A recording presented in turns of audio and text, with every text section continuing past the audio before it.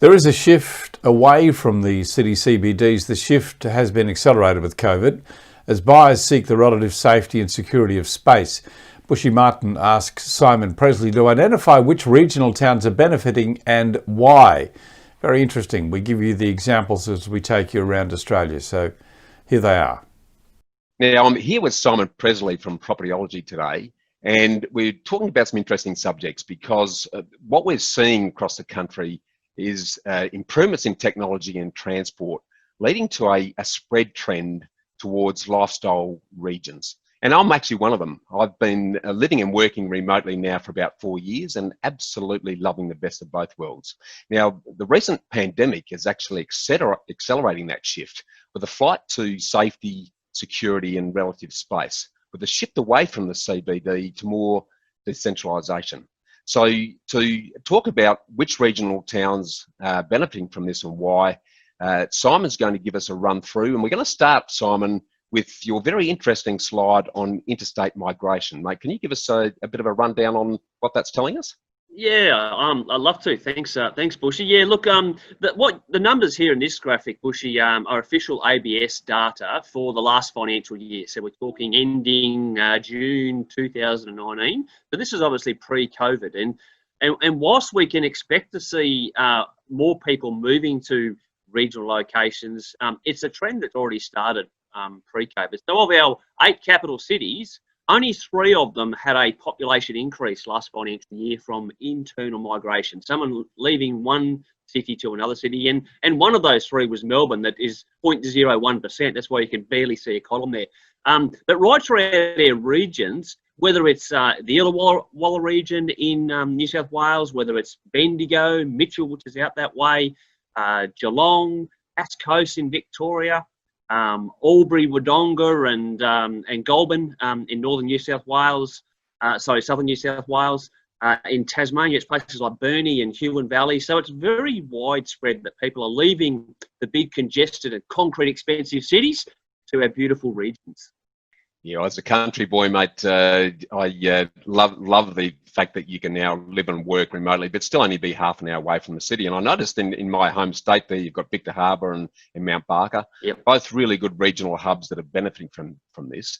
Mate, I know you've done some in-depth research on about the top 40 regions around the country that show really good promise that will flow on from the benefits of that shift in our thinking around lifestyle. Mate, to start whetting the appetite of the viewers, let's go around the ground state by state and start with the top 6. So starting in the west, mate, I notice you've picked up Busselton as an interesting spot. What's your thoughts on that and why, mate?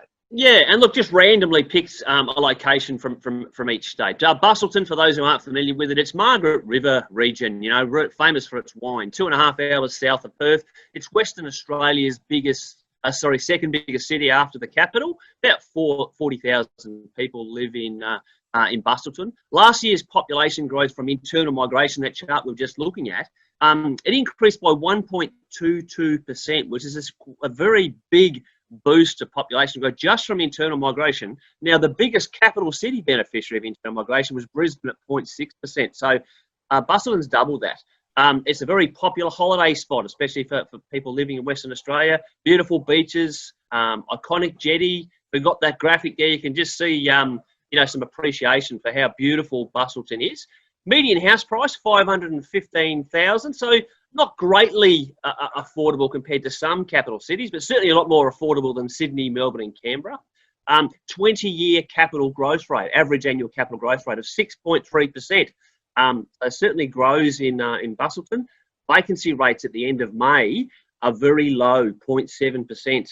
That is lower than 8 out of 8 capital cities. And a couple of major projects on the horizon. They're looking at expanding the airport to take direct flights from Sydney and Melbourne. Yeah, no, good spot, mate. I've holidayed there myself, and I've got a brother in Margaret River, and it is a beautiful part of the world. And certainly WA is starting to emerge from what's been the doldrums for quite some years. So a great regional area there. Moving to your home state, Simon, in Queensland. You've identified Toowoomba. Give us your thoughts on Toowoomba. Yeah, so if we can pull up the Toowoomba graphic again, just give a bit of a visual appreciation for those while I'm talking through it. Toowoomba is about 1.5 hours west of Brisbane. You go up the range, which recently completed one of Australia's biggest road infrastructure projects. So it's a quicker drive up the range. It's Australia's second biggest inland city, Canberra being the biggest inland city.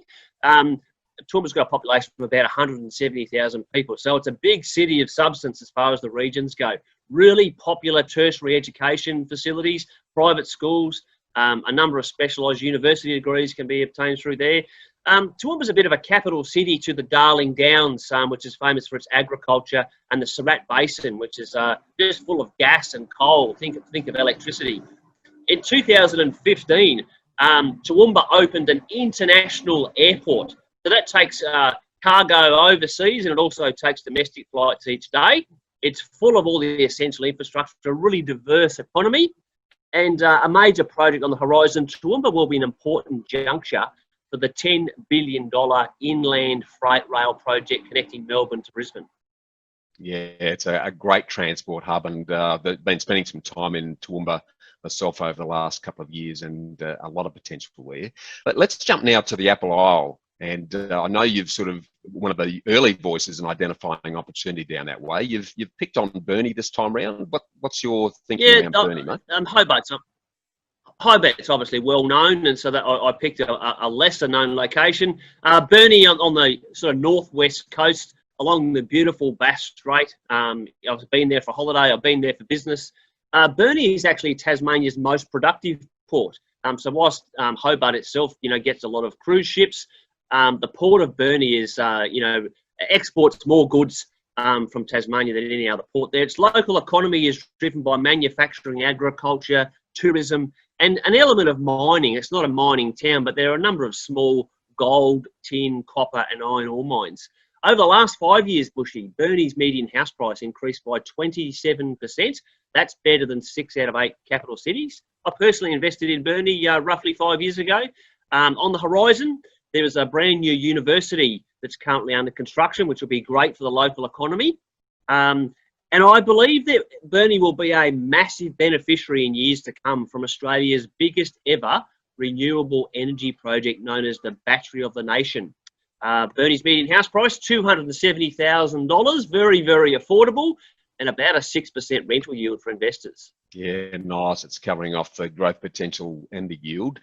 Moving a little bit further north now to Victoria, you've picked on one of my childhood towns. I spent some early formative years living in Shepparton. Tell us about Shepparton, Simon. Shepparton's about 2 hours north of Melbourne, Bushy, population of 65,000 people, making it Australia's 35th largest city.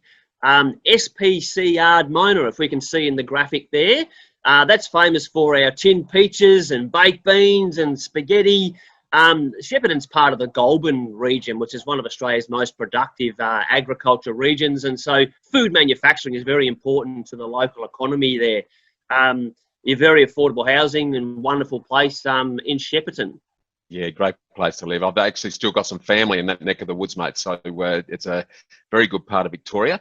Last but not least, my hometown and the quiet achiever that's been trickling along, sort of just doing its thing, avoiding the highs and lows that are experienced in other states. You've identified Whyalla and the Iron Triangle, mate. Tell us about Whyalla. Yeah, so Whyalla is South Australia's third largest city, or just behind Mount Gambier.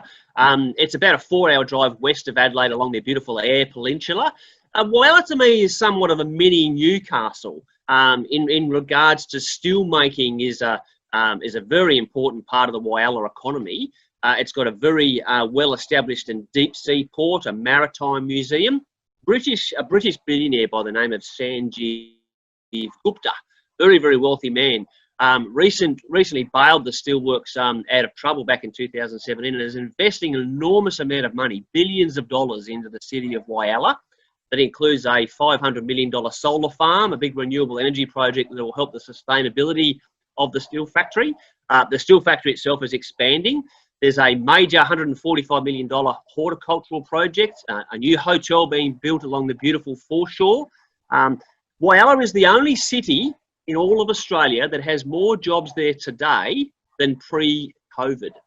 I would suggest in this climate, that's something to take some notice of.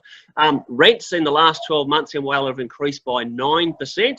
Big increase already. Vacancy rates today are a very low 1.2%. And you can get a good quality house for around $200,000. I think we've got one more there, Bushy. Yeah. That's Dubbo.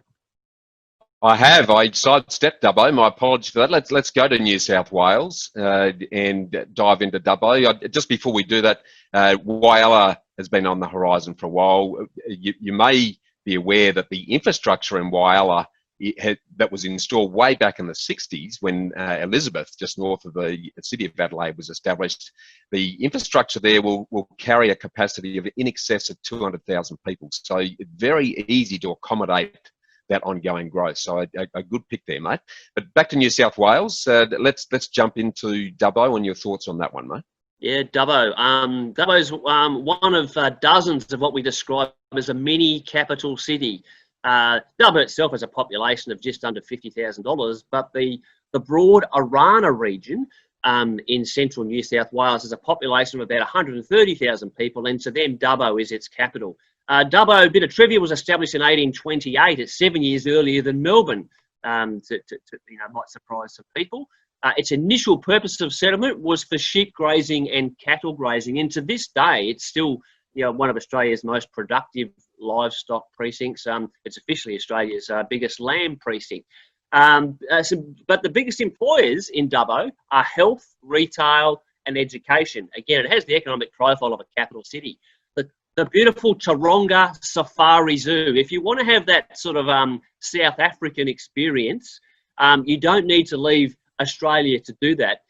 Dubbo has a vast open, the Western Plains, with you've got lions and rhinoceroses and giraffes, just roaming wild. It's a wonderful tourism experience. They'll also host a lot of concerts and regional sporting carnivals throughout the year. Unemployment rate for years and years and years has been well below the national average, and today is a low 3%.